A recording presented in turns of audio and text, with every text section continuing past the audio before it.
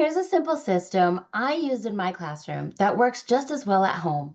Make a mini ring of sight word cards for your child. Each week, introduce a few new words.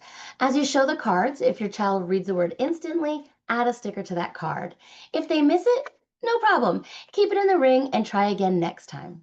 Go through all the cards each session. It only takes about 30 seconds per child. Over time, add 2 or 3 new words a week, maybe, and watch your child's confidence grow as they collect stickers.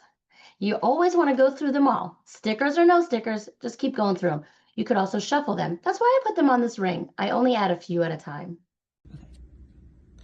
I and